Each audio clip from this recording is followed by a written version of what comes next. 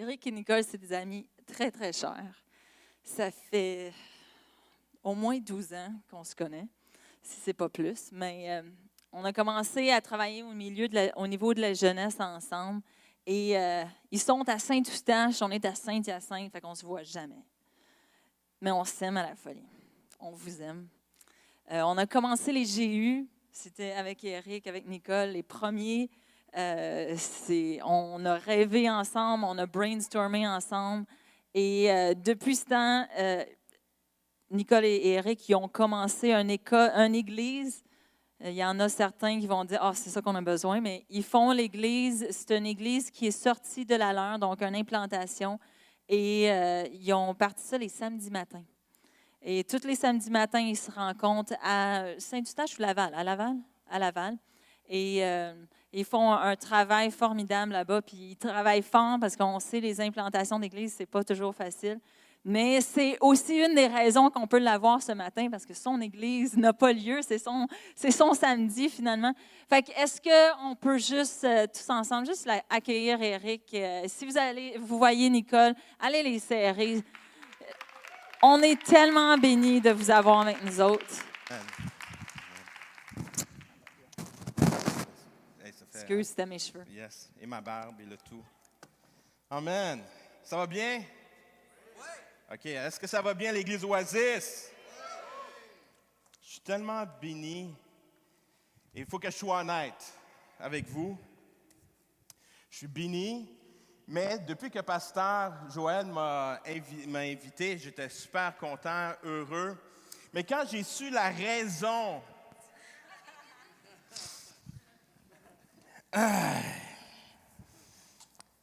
je joue au golf.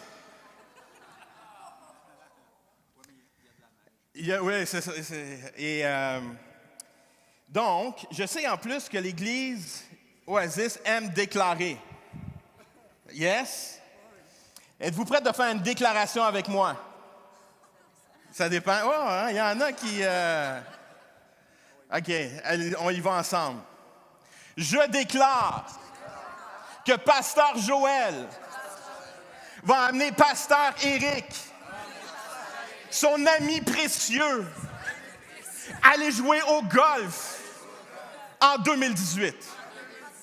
Yes! Amen. Yes.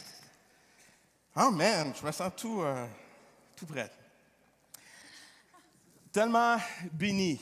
Et quel privilège de pouvoir apporter la parole ce matin à l'Église. Et j'aime tellement Pasteur Anna et Pasteur Joël. Comme on a dit, déjà près de 12 ans. Et je me rappelle les premières fois qu'ils sont venus, je les avais invités comme invités à notre jeunesse. C'était nos pasteurs invités. Et tellement de souvenirs, de mémoires, de bons temps. Et c'est tellement un privilège. C'est vrai qu'il y a une ville qui nous sépare, mais l'amour de Dieu nous unit. Amen. Et à chaque fois que je parle avec Joël, cette semaine, on s'est parlé sur FaceTime. Et on sait quand on a des amis, quand on est capable de se parler puis se dire les vraies affaires. Hein? Quand on est capable, puis on n'est pas toujours sur la même longueur d'onde, mais on s'aime. Et j'ai aimé un de ces posts qu'il a mis qui parlait sur la différence et je suis tellement d'accord avec ça. On n'est pas toujours pareil, pas toujours la même pensée, mais au-delà de ça, l'amour de Dieu nous unit. Et c'est ça qui fait que moi, Joël, on est ensemble. Et dès le début, quand on a commencé GU, on était comme, moi puis Joël, vous le connaissez, c'est votre pasteur. Joël peut être un peu extraverti. Un petit peu. Et pasteur Éric, lui, c'est un peu le contraire. C'est le conservateur. Et ça a toujours été comme ça, mais peu importe, moi et Joël, ça l'a cliqué. Peu importe, à cause que nos différends, tout ça, c'est pas grave. On est capable de se parler et de s'aimer, de se respecter et surtout de s'honorer. Je veux vous féliciter, la gang d'Oasis. Quand je suis venu, il y a quelques semaines à GU, j'étais ici le samedi soir. Et il y a une réalité que tous les pasteurs, ils ne vous le diront pas, mais je vais être honnête avec vous. Quand on est invité et quand on va ailleurs, on devient des observateurs. On essaie de tout, on devient des éponges. Qu'est-ce qui. Oh oui, ça c'est bien. Même ce matin, on est rentré, on a vu la pancarte, moi et mon épouse. Oh, c'est donc bien beau ça! Oh, wow, tel pamphlet. On cueille tout, on va dans toutes les églises, on prend tous les pamphlets, on veut savoir comment ils fonctionnent, c'est pareil et tout ça. Et alors que j'étais assis ici samedi soir, on louait, adorait, je voyais sur le stage. Et j'ai vu que pendant la louange, il est arrivé quelque chose qui n'était pas planifié probablement. Un petit quelque chose que, habituellement, entre musiciens, parce que, comprenez, ça fait des années que je suis dans l'Église, je vois comment, je sais, et qu'habituellement, souvent, quand quelqu'un fait quelque chose, perd son beat, peu importe la raison, les musiciens se regardent. Et ils sont là, puis ça se lance des couteaux, des mitraillettes, souvent, et t'es là, puis toi, t'es là. Qu'est-ce qui se passe? Je vous dis merci de votre culture d'honneur. Parce que qu'est-ce que j'ai vu? C'est tout à fait le contraire. C'était la joie, l'amour. C'était plus important de louer et adorer Dieu qu'une note de musique, un beat. Moi, je ne suis pas musicien, je ne connais rien. Mais je suis capable de voir quelque chose quand, tu sais, on se comprend. Mais je veux vous dire félicitations, vous êtes un modèle pour nous. Vous êtes un modèle. Et lâchez pas la gang Oasis, lâchez pas qu'est-ce que vous faites. Vous êtes une bénédiction. Je vous aime, on vous aime. Mais il faut que je fasse pareil. Amen. Combien a une vie de fou?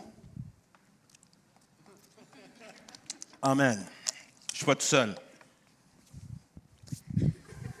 C'est pas de l'eau bénite, mais... je crois que c'est une des réalités de notre société aujourd'hui où que nous vivons dans une vie de fou. Et ma prière pour nous aujourd'hui, c'est qu'on puisse réaliser que oui, on vit une vie de fou, mais il y a une vie de fou qui est encore meilleure. Tu peux vivre une vie de fou qui est dirigée un peu vers la société, mais tu peux avoir une vie de fou aussi pour vivre avec Jésus-Christ. Mais souvent, dans notre style de vie, dans la façon qu'on est, on ne le réalise pas, mais des fois, on se laisse séduire et on embarque dans un pattern, dans un patron, et qu'on vit une vie de fou qu'on ne devrait pas vivre. Et tout d'un coup, ça devient lourd, ça devient, le travail devient pesant, ça devient compliqué, c'est dur d'aller au travail, c'est dur, c'est pas un travail, c'est une job. C'est une tâche. Pourquoi il faut que j'aille à l'école? J'ai déjà tout. On n'a plus besoin d'aller à l'école aujourd'hui. On a Google. On a Wikipédia. Pourquoi l'école? C'est une tâche, c'est un fardeau. Une vie de fou. Le travail, c'est une vie de fou. Avant que j'aille un peu plus loin, je vous demande de me faire confiance ce matin. Parce que le message va vous sembler peut-être un peu, en anglais, on dit « in your face ». OK? Ça m'arrive des fois, je suis un peu comme ça. Je ne sais pas pourquoi, j'aimerais ça le savoir, mais des fois, je suis un peu comme ça. Et même à la fête des mères, vous savez, à la fête des mères, le pasteur doit lancer les fleurs. Hein, surtout un pasteur qui prend le courage, un pasteur homme, parce qu'habituellement, des fois des traditions, hein, au ministère de la femme, et surtout à la fête des mères, habituellement, c'est la fois dans celle de l'année qu'on va inviter une femme à prêcher. Je trouve ça triste, que j'ai dit, bon, j'aime ça faire différent, parce que c'est moi qui vais prêcher à la fête des mères. Oh, mais ça fait toute une expérience. Je commence, j'ai un message et tout ça, et bang, in your face, les femmes. Et après ça, j'ai lancé les fleurs tout le long du message. Et à la fin du message, j'avais 2 dames qui m'attendaient. Past. J'ai dit, oui, qu'est-ce qu'il y a? Ça va bien? Passe. Puis vous devez comprendre, hein, dans notre église, on a quelques Haïtiens. Donc, on a la culture haïtienne. Si vous connaissez, c'est passe. Qu'est-ce que tu as fait? Passe. Ton message était bon, mais pourquoi tu as commencé avec le pot? C'est la fête des mères. Et j'ai tellement aimé la sagesse d'un jeune homme. Mais il a fait la meilleure chose. Il vous a lancé le pot. Maintenant, c'était à vous de le recevoir et de planter les fleurs pour qu'elles puissent porter fruit. J'ai fait « Wow, c'est donc profond! » Ce matin, ça va être un peu ça, peut-être. Vous allez dire « Oh, pasteur Éric, il s'en permet. » Ça va être comme même peut-être un peu lourd. On va dire, il nous emmène ça au salon funéraire aujourd'hui, c'est quoi? Ça va être comme, faites-moi confiance. Restez avec moi jusqu'à la fin du message. Êtes-vous d'accord? Oui? All right. Quelques questions pour vous pour savoir si vous faites partie d'une vie de fou. Est-ce que tu regardes tes courriels de travail à la maison? Est-ce que tu sens que tu dois tout faire rapidement? Hein, c'est tout de suite. Quand tu es dans le trafic, est-ce que tu perds patience? Hein? Quand tu es sur la lumière rouge, la lumière verte tombe, puis tu es le 2e char, et la personne est là, puis elle n'avance pas. C'est quoi ta réaction? Est-ce que tu dis « Seigneur, merci pour la maîtrise de soi » ou tu commences à appliquer une pression sur le klaxon pour qu'il avance? Vite, il faut que je me rende à la maison. J'ai faim. Quand est la dernière fois que tu as fait une sortie romantique avec ton épouse?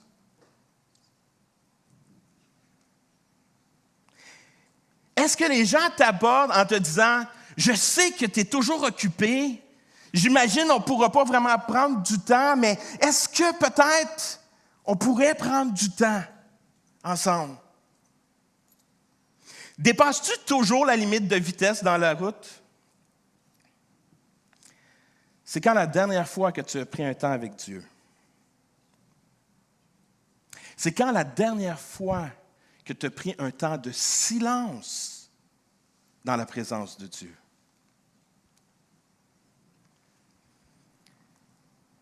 Est-ce que tu as du temps pour manger en famille? Est-ce que tu as du temps pour un loisir, pour aller jouer au golf? Amen. J'avoue que je suis extrêmement béni et moi, de voir ce que Pasteur Joël et plusieurs autres pasteurs font aujourd'hui, je trouve ça extraordinaire et je trouve que c'est bien. C'est bien. C'est bien pour eux, c'est bien pour ce qu'ils font et ça, je respecte ça et j'honore ça. Aujourd'hui, nous sommes trop occupés pour se préoccuper de qu'est-ce que je devrais réellement m'occuper. C'est vrai?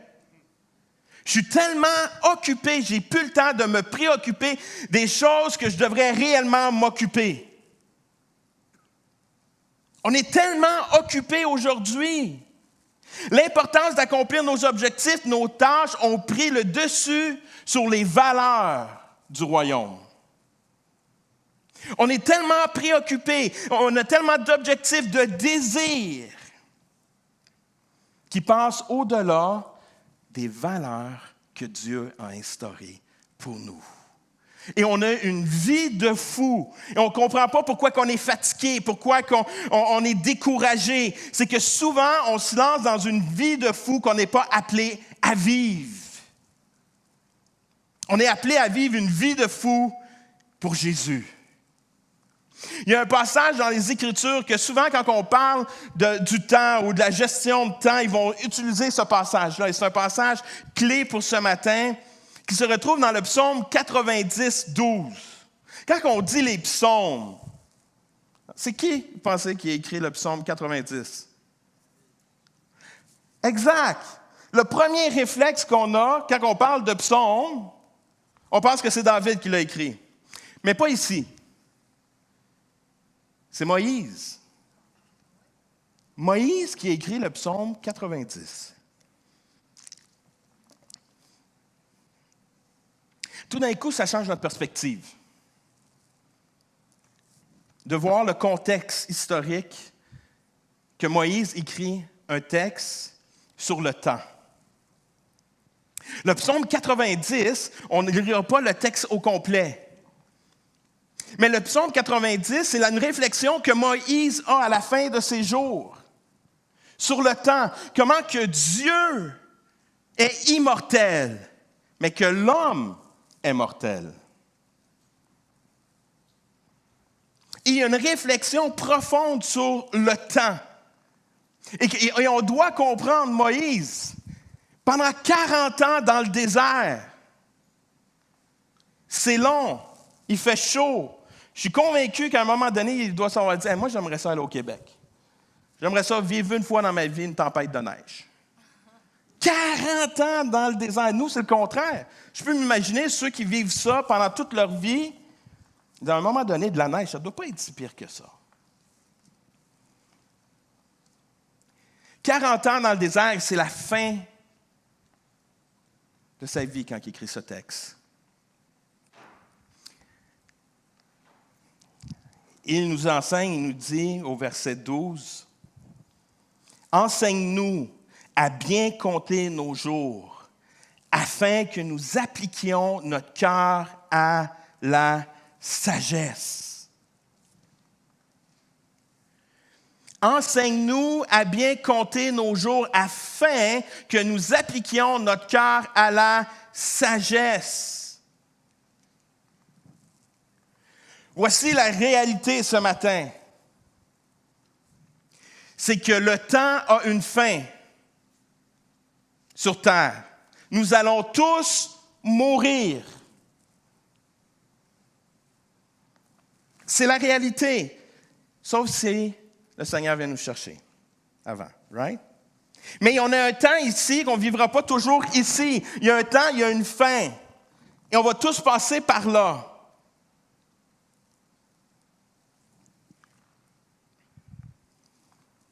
Quand on commence à penser qu'on est si fragile, mais notre façon de voir le temps n'est pas la même. Êtes-vous d'accord avec moi que la façon que Dieu voit le temps et comment moi je vois le temps, c'est complètement différent? Complètement différent.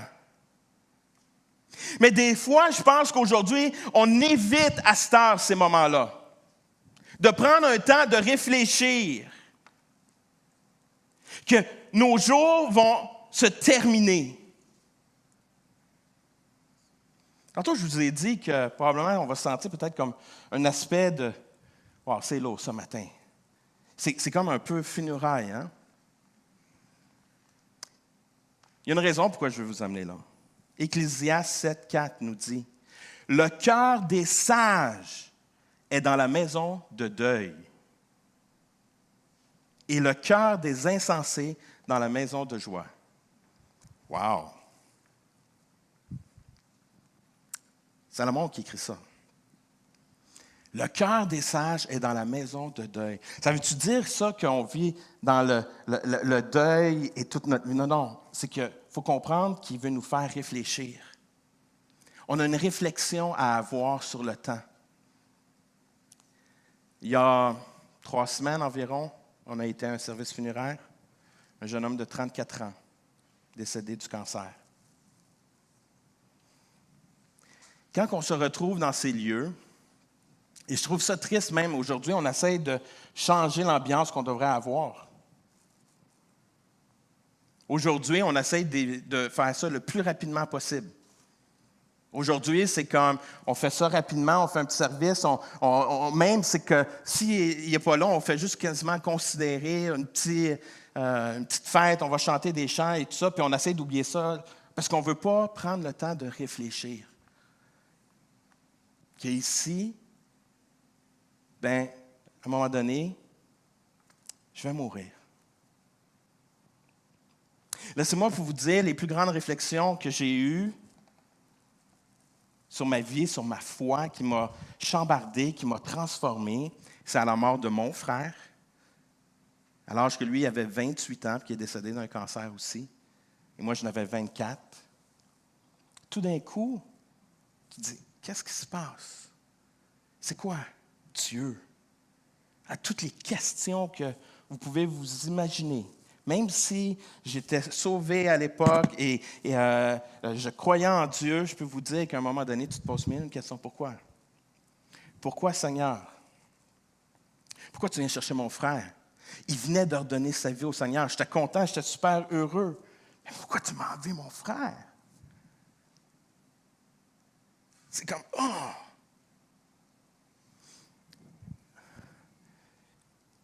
Dieu connaît tout, il sait tout et je n'ai pas toutes les réponses.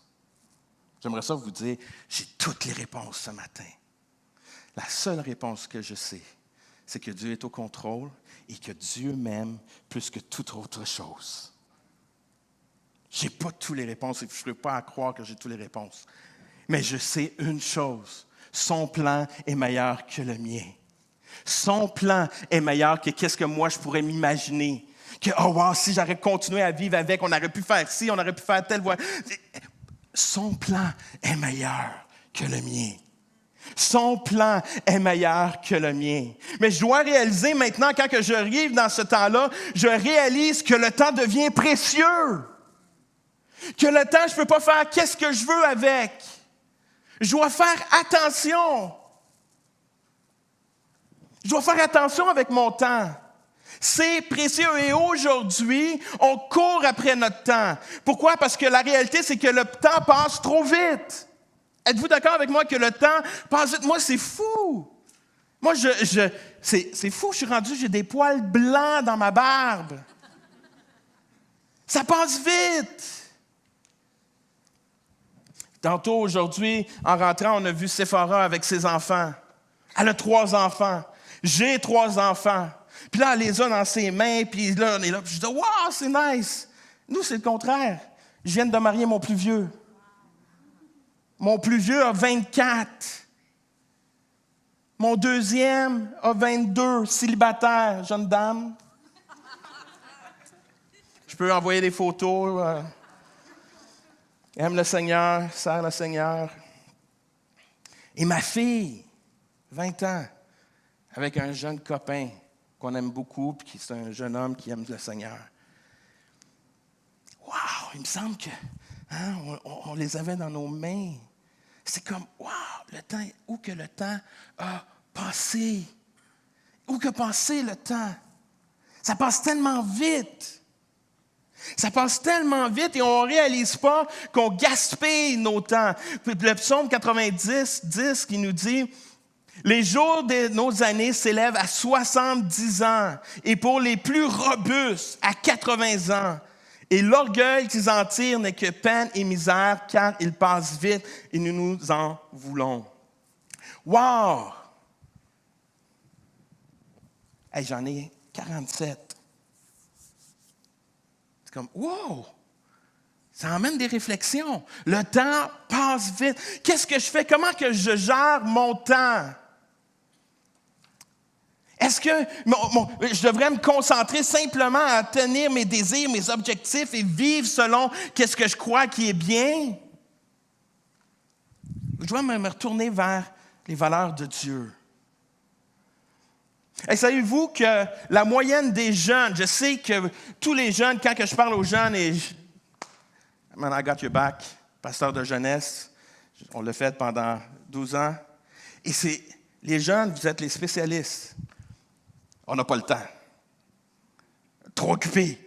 J'ai mes examens. Il faut que j'étudie. Tout est bon.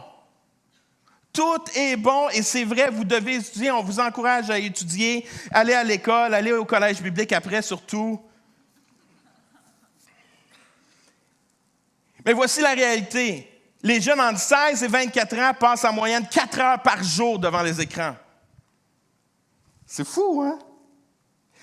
Ah, ça, c'était drôle. C'est pas drôle pour ma fille, mais des fois, c'est le fun, hein?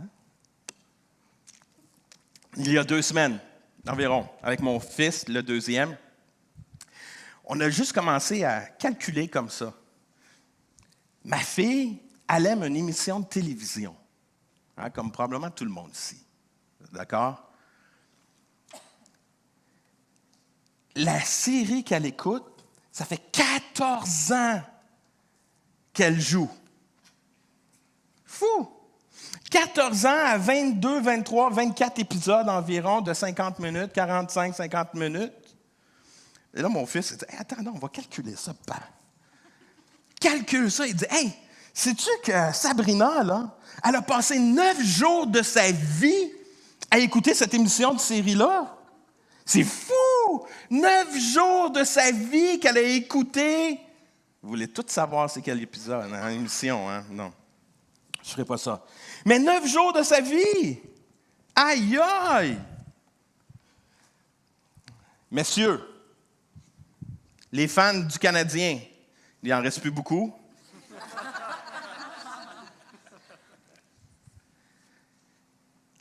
Dans une saison, 82 matchs.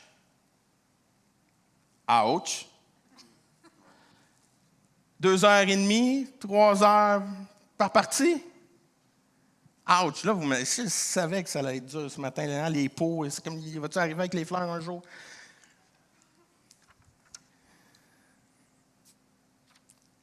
Et puis moi, je pense que j'ai commencé à écouter le Canadien, j'avais 5 ans, ma mère me dit. Quand j'y pense, moi aussi, j'en ai passé des journées. Je pense que j'en ai passé plus que 9 à écouter le Canadien de Montréal. On est trop occupés. On n'a pas le temps. On a des vies de fous. Est-ce qu'on a des vies de fous à la bonne endroit ce matin?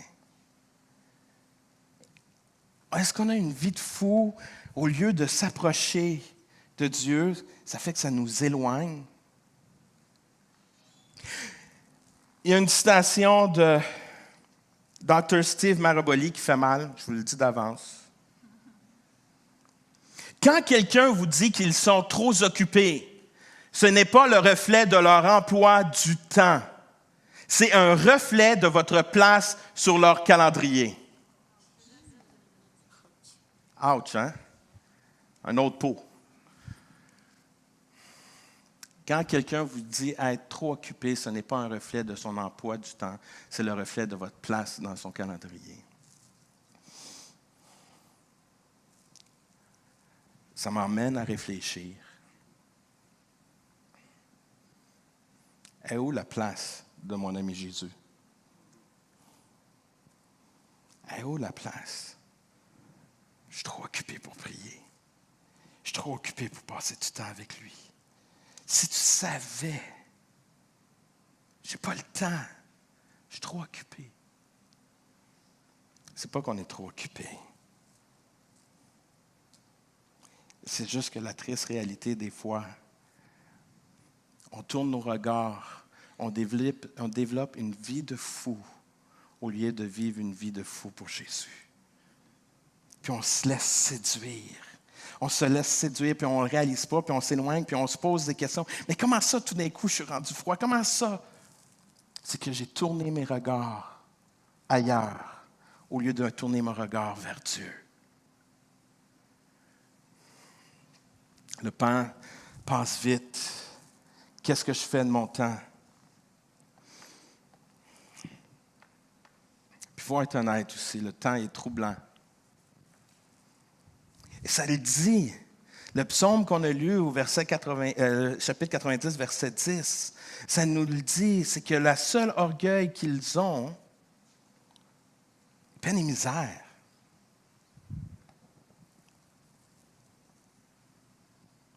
Ça a été une période dure pour eux, pour une génération. Quand on y pense, à Moïse, dans le désert, c'est près environ de 2 millions de personnes qui sont mortes dans le désert. C'est pas joyeux.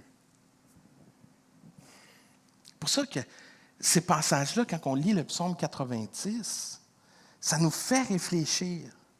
Ça nous emmène à une réflexion.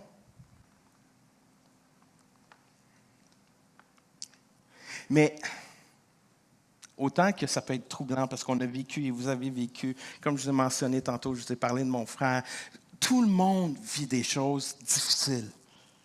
S'il y a quelqu'un ici qui arrive et dit, moi, là, j'ai jamais vécu quelque chose de difficile dans la vie, c'est comme, wow, t'es pas sur ma planète, je sais pas, c'est comme, c'est pas être réaliste.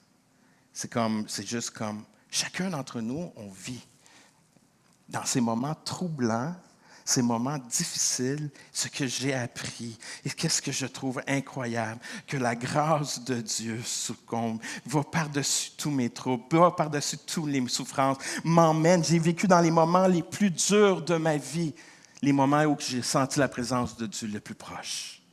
Dans les moments où que je souffrais, qu'il y a tellement de choses qu'on vit à l'intérieur de l'Église, qu'en tant que pasteur, que le monde ne réalise pas, que des fois, vous ne le savez pas, mais qu'on peut se retrouver à genoux en train de pleurer en dessous d'un lit. Mais dans ces moments de souffrance dure, on sent la présence de Dieu qui est là et qui dit, « Fais-toi-en pas, mon enfant.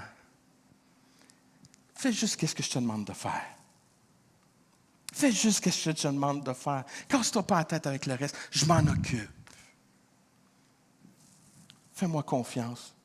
T'as-tu confiance en moi, Éric? T'as-tu confiance en moi? Fais-moi confiance. Et tout d'un coup, tu sors de ces moments.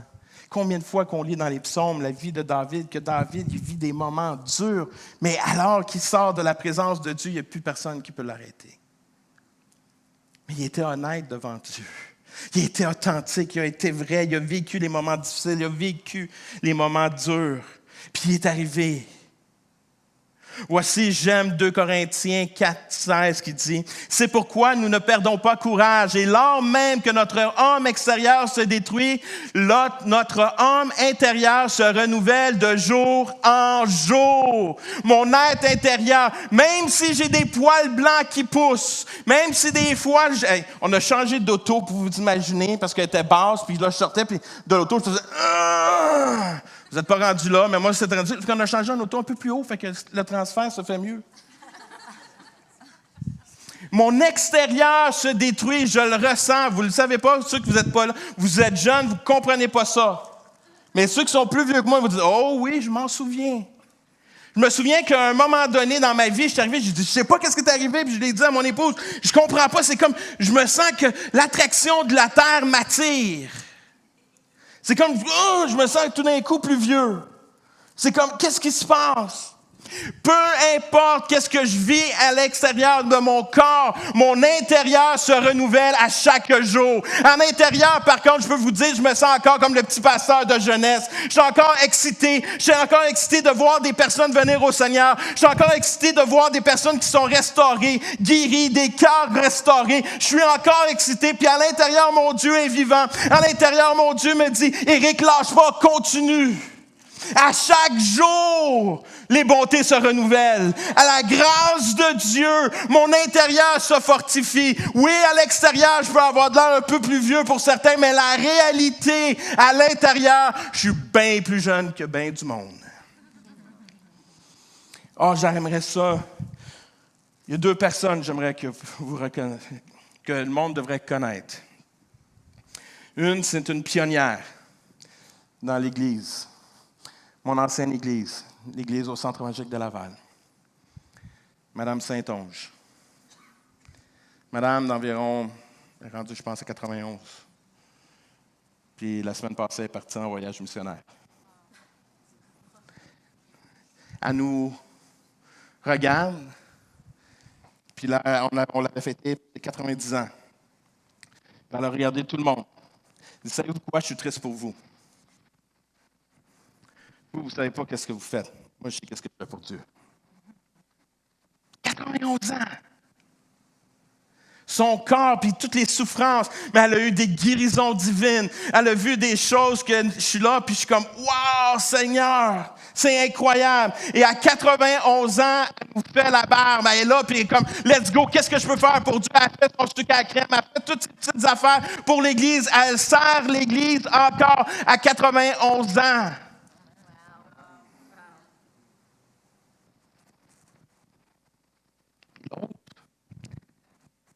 C'est une personne qui m'arrive environ ici. Maman,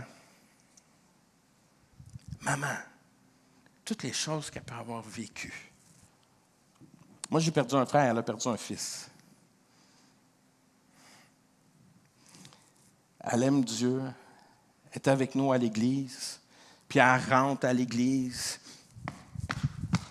Bon, j'arrive au café. Puis elle fait son café, elle prépare toutes les affaires, puis let's go.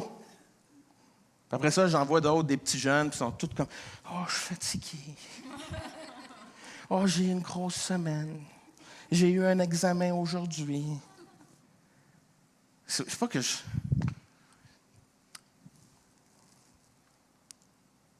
Je crois que on est appelé à prendre conscience du temps.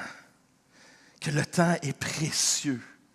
Que le temps est précieux. Et le temps que Dieu m'accorde, qui me fait grâce, je ne sais pas qu'est-ce qui s'en vient demain, je ne sais pas, mais Dieu me fait grâce. Je devrais faire tout en mon possible de vivre une vie de fou pour lui, au lieu de me concentrer de vivre une vie qui m'emmène nulle part. M'amener à avoir cette passion pour Jésus, avoir cette passion pour Dieu, de dire, wow, je suis béni. Il y a tellement de monde qui ont besoin d'expérimenter qu'est-ce que je vis. Tellement de monde qui ont besoin de ressentir l'amour que je vis. Tellement de monde ont besoin de ressentir la grâce. Tellement de monde ont besoin de sentir qu'ils ne sont pas jugés, mais qu'ils sont aimés. Qui sont aimés. Aime Dieu, aime les gens. Aime Dieu, aime les gens. Ça devrait être ta pensée. C'est ça qui devrait te hanter le soir. À la place de savoir quel post que tu vas mettre sur Facebook, quel objectif que je vais atteindre demain, pense comment que je vais pouvoir propager l'amour de Dieu à mon travail. Tout d'un coup, mon travail, ce n'est plus une tâche. Mon travail, ça devient mon champ missionnaire. Tout d'un coup, je rentre à l'école. Je suis fier d'aller à l'école. Pourquoi? Parce que je deviens le sel. Je deviens la lumière. Je deviens, wow, je vais là pas simplement pour apprendre, qui est bien, on doit apprendre. Mais laissez-moi vous dire que tu rentres à l'école puis tu devrais marcher les épaules droites. On ne devrait pas marcher en tant que chrétien. Oh, j'ai pas le droit de parler, j'ai pas le droit de... Hey! Moi, quand je lis les évangiles, ils étaient tellement passionnés, ils sont devenus martyrs. Nous, des fois, je suis comme, man, come on. Est-ce qu'on peut se tenir debout puis dire nos valeurs? Pas commencer à condamner, pas commencer à dire « Ah, toi, t'es un bon, non, toi, t'es ci, puis tout ça, puis de leur normer tous leurs péchés. » Non, au contraire, je t'aime tel que tu es. Dieu t'aime tel que tu es. Dieu a un plan merveilleux pour toi. Tu veux vivre vraiment une vie de fou. Laisse-moi te dire, celle que tu vis présentement, c'est pas nécessairement la meilleure, parce que qu'est-ce que tu cours après, c'est la rouille. Mais je n'en drois que c'est pour la vie éternelle. Puis plus que tu vas vieillir, plus que tu vas te sentir jeune. Une vie de fou pour Dieu. Est-ce qu'on peut revenir à des valeurs essentielles? Qu'on revienne à l'essentiel, notre relation avec Dieu. C'est ça, les valeurs du royaume. Aime Dieu de tout ton cœur, de toute ton âme, de tout ton être, de toutes tes forces. Si on vivrait comme ça, notre agenda changerait. Puis tout d'un coup, notre ami numéro 1, ce ne serait plus le Canadien. Ce ne serait plus Occupation Double. Ce ne serait plus Au secours de Béatrice. Ce serait Dieu. Ce serait Dieu. Est-ce que vous me suivez? Tout d'un coup, on change. Tout d'un coup, nos valeurs, nos priorités changent. Dieu devrait se refléter sur notre calendrier en gros, puis c'est comme « wow ». Quand que je vais au travail, au lieu de marquer juste votre job, votre aire de Dieu, marquez opportunité pour Dieu. Qu'aujourd'hui, je vais au travail, mais c'est une opportunité pour Dieu. Tout d'un coup, ta pensée, c'est pas comme j'ai juste un boulot. Non, j'ai une opportunité pour Dieu. Voici Dieu, je vais accomplir mon travail, je vais être un modèle, je vais faire l'excellence à mon travail. Mais je veux saisir les opportunités. Esprit de Dieu, parle-moi, guide-moi, dirige-moi. Tu sais qui a de besoin aujourd'hui. Je vais être sensible à ton esprit au travail, à l'école, peu importe l'endroit. Donc, ma relation avec Dieu, c'est pas simplement, moi ça, là, je vais briser quelque chose. Je sais pas, je n'ai pas demandé combien de temps que j'avais. Je sais que j'abuse. Moi, il y a une chose que, souvent, pour avoir grandi là, dans l'intérieur de l'Église, souvent, là, on se faisait dire, « Faut que tu pries 1 heure. 1 heure par jour. Si tu ne pries pas 1 heure par jour, c'est que tu n'es pas un disciple de Dieu. » C'est quasiment comme ça, là. Et pour moi, c'était un struggle. Parce que j'essayais d'accomplir tout d'un coup une tâche, et tout d'un coup, j'ai tombé dans la religion au plus d'avoir une relation avec mon Dieu. Au lieu de comprendre que dire, wow, c'est pas une question d'1 heure, c'est une question d'avoir une relation avec Dieu. Moi, j'ai toujours dit, à un moment donné, j'ai eu un déclic, je disais, hey, si je commencerais à traiter ma femme comme ça, 1 heure par jour, chérie, laquelle que tu veux, puis après ça, c'est fini. On ne s'en revoit plus, on ne s'en reparle plus, on ne se dit plus rien, c'est comme, non, appelle-moi pas, non, je suis occupé. 1 heure, je t'ai donné 1 heure, c'est comme, ouh. Et des fois, on pense qu'avec Dieu, c'est comme, OK, j'ai fait 1 heure, j'ai fait ma tâche, j'ai fait ma BA, j'ai fait ce que je devais faire, puis j'ai loué, j'ai chanté, puis tout ça, puis... Non, ça ne marche pas comme ça. Emmène Dieu au travail. Emmène Dieu à l'école. Emmène Dieu à tes rendez-vous. Emmène Dieu avec toi. Il veut être avec toi. C'est lui, il est là, il est présent. Il veut être avec toi. C'est à toi maintenant de dire, Seigneur, je te veux 24 sur 24. Je te veux 24 sur 24. Donc, ma relation avec Dieu, c'est toute la journée. Valeur essentielle avec ton épouse. Prends soin de ton épouse. Moi, je suis béni, ma femme prend soin de moi. Et j'essaye de prendre soin d'elle. Je ne fais pas la vaisselle, par contre, mais bon. Des fois. Mais je fais la bouffe, par contre. Ça, j'aime faire la bouffe. Je fais les soupers. On prend soin. Prends le temps. C'est-tu un inside pour toutes les couples mariés qui ont des enfants? La chose que tous les parents veulent, c'est le meilleur pour les enfants, right? Hein? C'est le meilleur.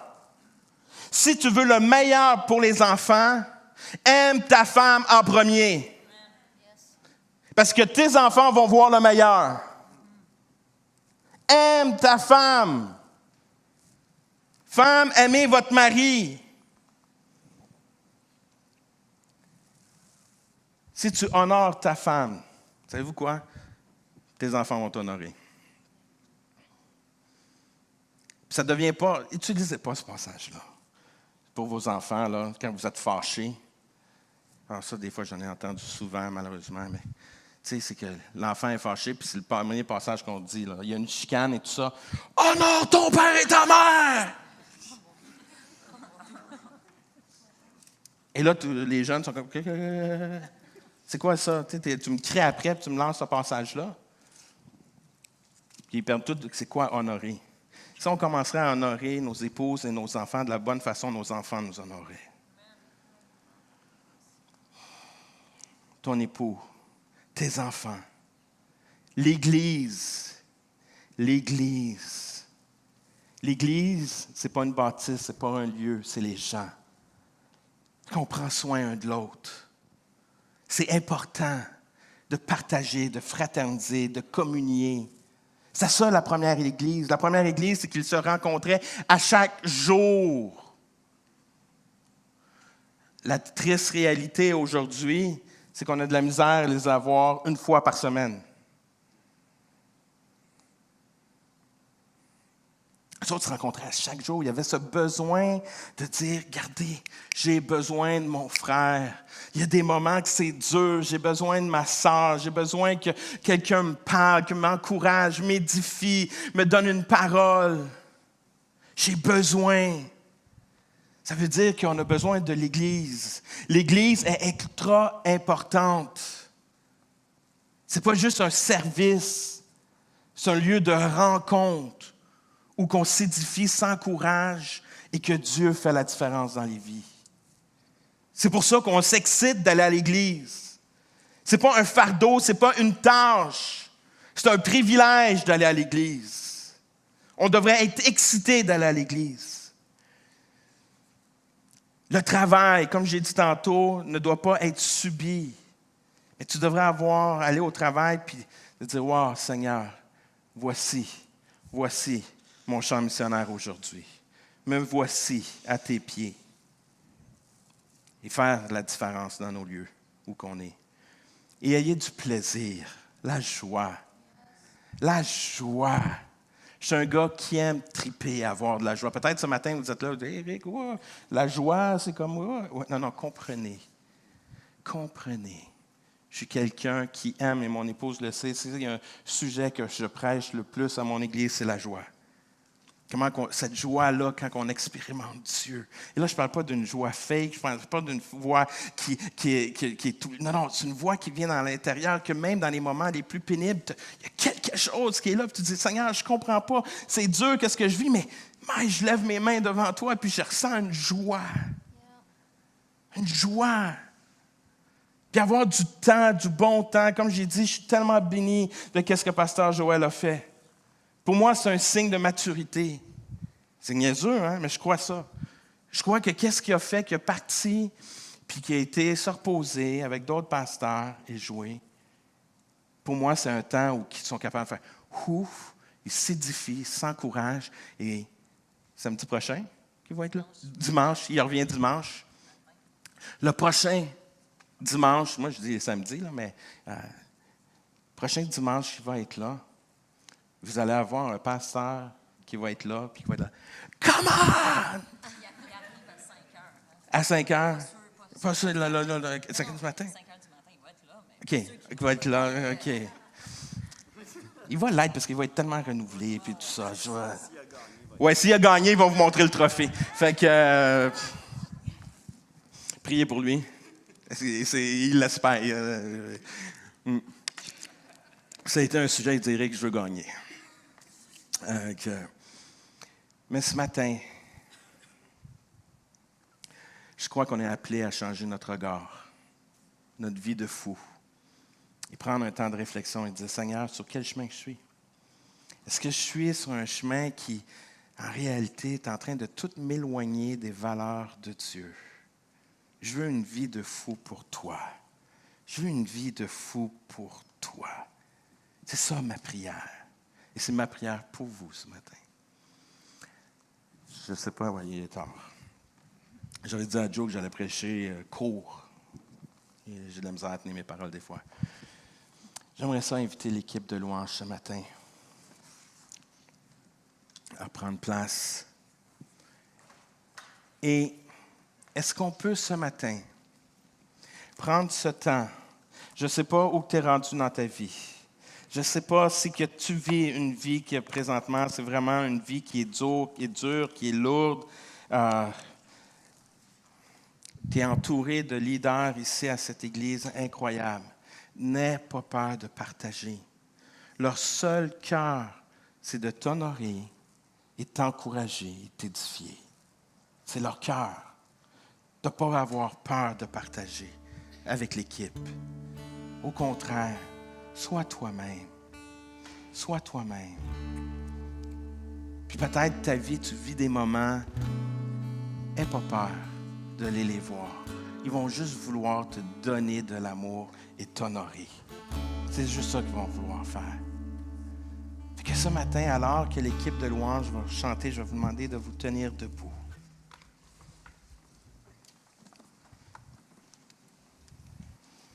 Dieu a tellement de choses, tellement qu'il veut renouveler notre être, qu'il veut renouveler notre cœur, qu'il veut renouveler nos pensées, qui veut renouveler chacun d'entre nous ce matin. Seigneur, ce matin, Dieu, on est devant toi et on te demande une seule chose. Une seule chose qu'on te demande, Père. Que tu puisses parler à chacun d'entre nous. Chacun d'entre nous. Père, je te demande que tu puisses te révéler à chacun d'entre nous. Peu importe où on se trouve présentement. Père, que si je me trouve dans un endroit où que je vis une vie de fou qui n'est pas pour toi, je te demande simplement, redirige-moi. Ramène-moi à toi. Me voici à tes pieds. Me voici à tes pieds. Si je me suis éloigné puis j'ai fait des choses qui t'ont déplu, je te demande pardon, Père. Et révèle-toi. Révèle-toi, Père. Je veux m'approcher de toi ce matin. Je suis un peu tanné de vivre une vie de fou qui n'est pas pour toi. Ce matin, je veux vivre une vie de fou pour toi. Je te demande de te révéler. Ma prière pour l'Église, pour chacun d'entre vous ce matin et cette semaine, c'est que vous puissiez saisir les opportunités de passer du temps avec Dieu. Et du temps, oui, de louange, de prière, mais on doit apprendre des temps de silence et écouter notre Dieu.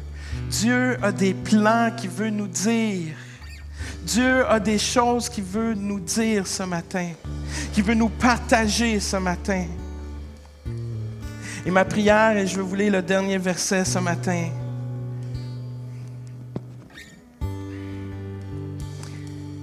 Psaume 90, 14 et 17, et même aussi le psaume 1.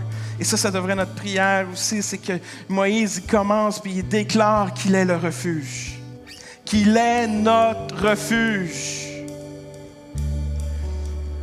Verset 90, chapitre 90, 14, 17 nous dit « Rassasie-nous chaque matin de ta bonté, et nous serons toute notre vie dans la joie et l'allégresse. Quand la grâce de l'Éternel, notre Dieu, soit sur nous, affermis l'ouvrage de nos mains. » Oui, affermis l'ouvrage de nos mains, Père. Rassasie-nous chaque matin de ta bonté et nous serons toute notre vie dans la joie et l'allégresse. Parce qu'on a décidé de vivre une vie de fou pour toi, Père. Oh Jésus, prends la place ce matin. Prends la place ce matin, Jésus. Alléluia, Jésus, gloire à toi. Merveilleux Seigneur.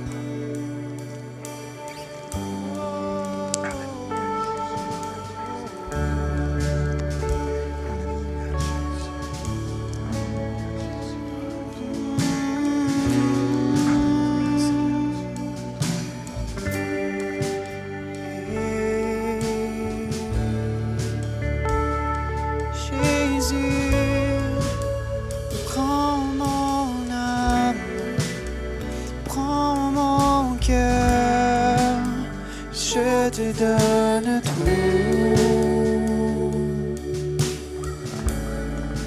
Oh, prends ma vie, me voici, je te donne tout. Prends mon âme, oh, prends mon âme, prends mon cœur, je te donne tout. Hey, oh, prends ma vie, me voici, je te donne tout. Prends mon âme, prends mon âme, prends mon cœur, je te donne tout.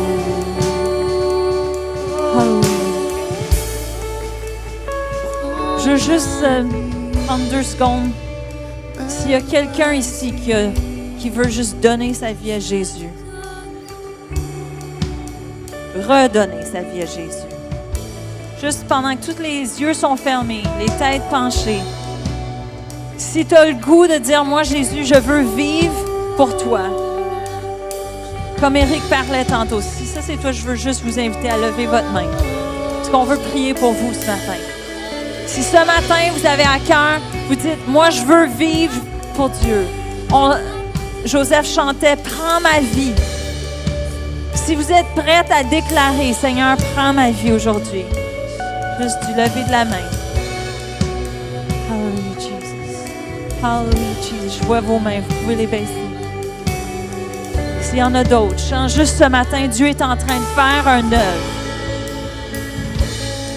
Y a-t-il quelqu'un d'autre qui veut dire, moi, Jésus, prends ma vie.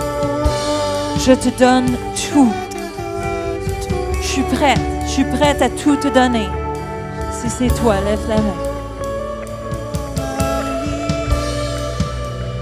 Juste pendant que je vais inviter juste de venir en avant, Samuel et Émilie vont prier pour vous.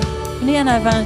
Je veux juste prendre le temps de prier parce que, vous savez, quand on prend cette décision de vivre pour Dieu, de donner notre vie, corps, âme et esprit, ou de redonner, remettre les pendules à l'ordre, il y a des moments dans la vie que ça prend qu'on prenne ce pas de foi, à dire oui, Jésus.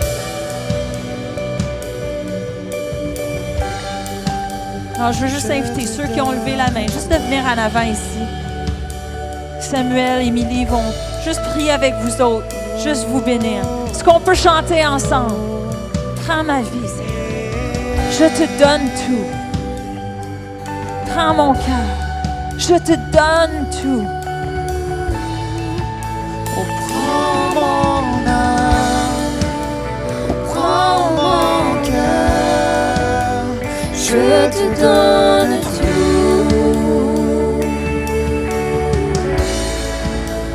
Prends ma vie, me voici. Je te donne tout. Oh, prends mon âme, prends mon âme, prends mon cœur. Je te donne tout.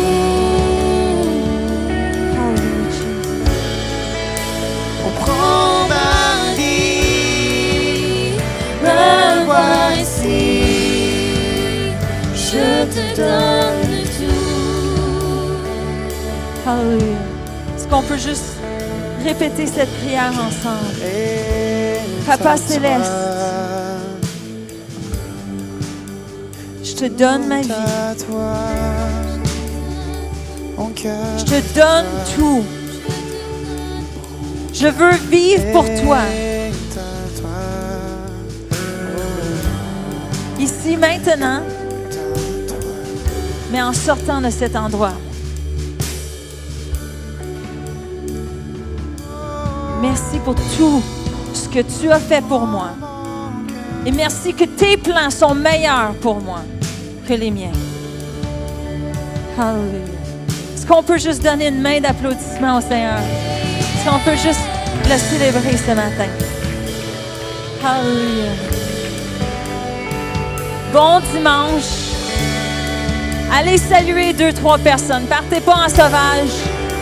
Allez dire bonjour. Félicitez quelqu'un qui travaille, qui donne son... On a des jeunes au multimédia qui se sont formés ce matin. On est fiers de vous autres. En passant, Joël vous fait dire bonjour. J'ai failli l'oublier. Mais il vous aime. Soyez bénis. Bonne semaine.